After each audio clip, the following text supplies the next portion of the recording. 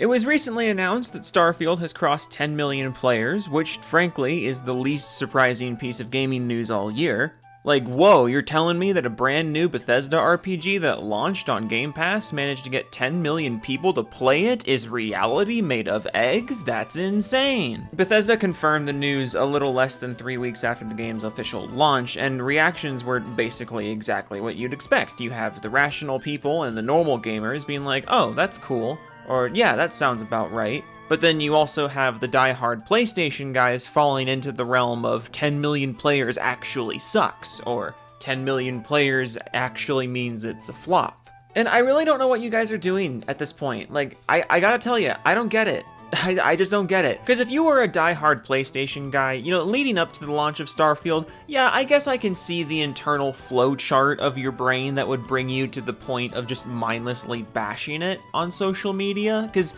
you know, you have what you think is a reason for doing so. You have some kind of purpose, at least in your own mind, because you believe that if you cry loud enough and divert enough people away from Starfield and Xbox, then it's a W for PlayStation. Somehow.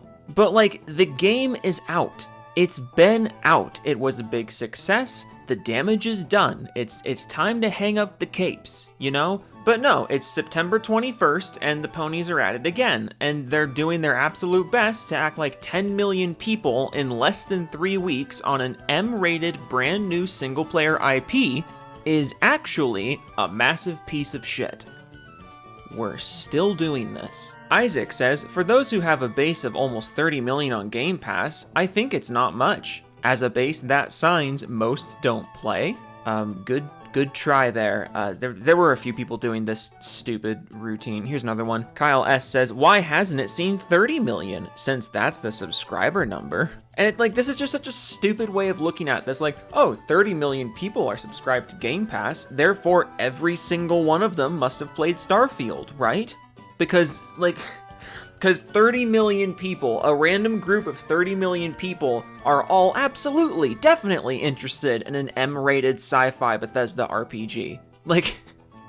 Yeah, no, that's totally how this works. I don't get this. You don't expect every Netflix subscriber to watch House of Cards, you know? You don't expect every Hulu subscriber to watch Letterkenny. You don't expect every Disney Plus subscriber to watch fucking Punisher. So why would every Game Pass subscriber be expected to play Starfield? That's just not how this works, and that's never been how subscription services work.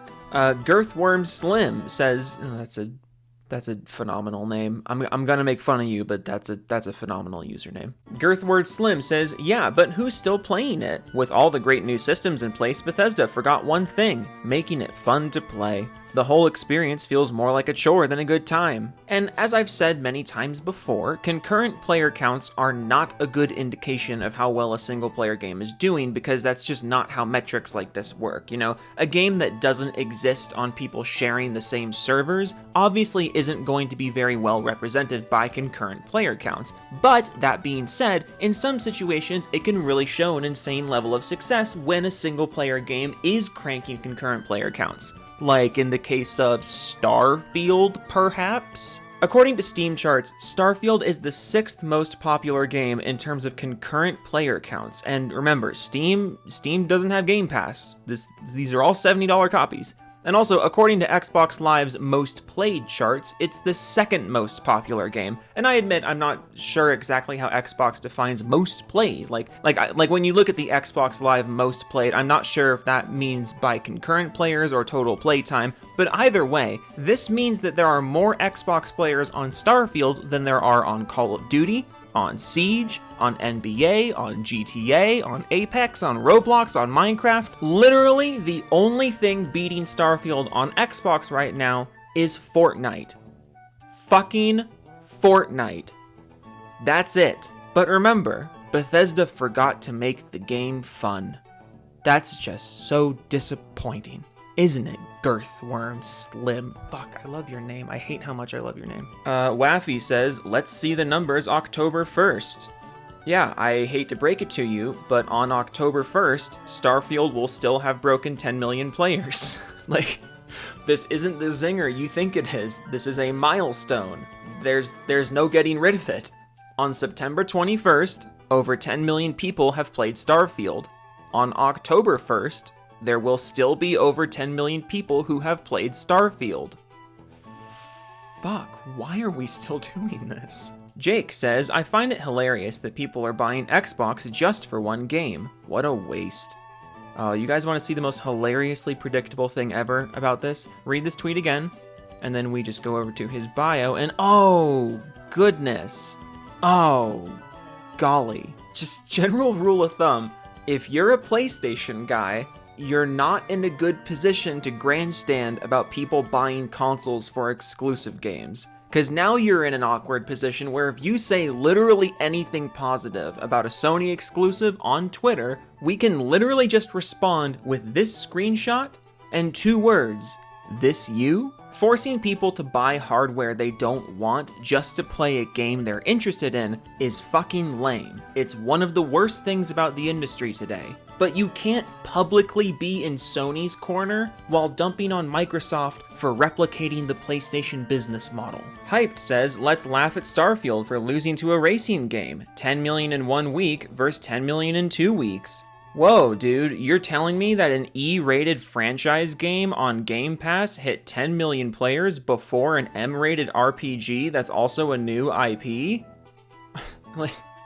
Also, how and why are we laughing at 10 million in 2 weeks? That's still an insanely fast 10 million player speed run. And both of these games are Microsoft's, so I'm really not sure how this is a W. Nib says Starfield hits 10 million players. Interestingly, it's taken it more time to hit that number than Forza Horizon 5 back in 2021, possibly due to Starfield being current gen only. Time to hit 10 million. Forza Horizon 5, 10 days, 14 including early access. Starfield, 14 days, 19 including early access. So, a cross-gen, E-rated game that's part of an ongoing massive franchise hit 10 million players 5 days before an M-rated RPG did. And your explanation for that happening is the fact that Starfield is current gen only. That's the only explanation you can think of. Look, there is a lot of potential discussion to be had about Starfield's numbers, and I would absolutely love to know the breakdown of Game Pass to owned copies. I'm personally of the opinion that Starfield has probably sold around 6 to 7 million copies so far, because we have to remember that the physical collector's editions sold out immediately. The Steam version is full priced, and it was one of the biggest launches in the history of that platform. And there are certainly a lot of physical copies out being sold at places like Target and Walmart and Best Buy. Like, I absolutely believe that a majority of people playing Starfield own a copy of the game. But I'm also really interested to hear how right or wrong I am about that, because we just don't know. I'm building my opinion based off little pieces of evidence here and there, but until we get from like a top-down report, we're just not gonna know. And also, going back to the Steam charts here, if you want more evidence of what I'm talking about and where I'm getting my perspective from, not only is Starfield still in the top 10 for top sellers on Steam,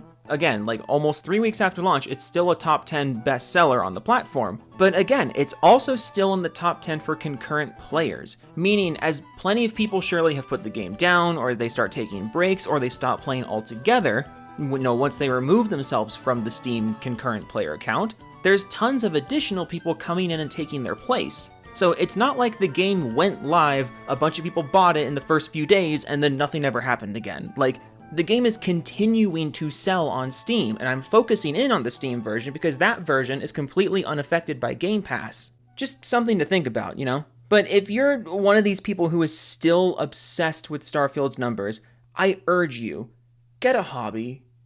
Like, genuinely, get a hobby. Because you're obviously not playing video games.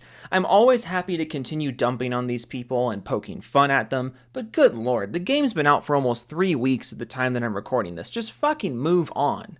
Like, you lost. Okay? You lost this one. Toodles.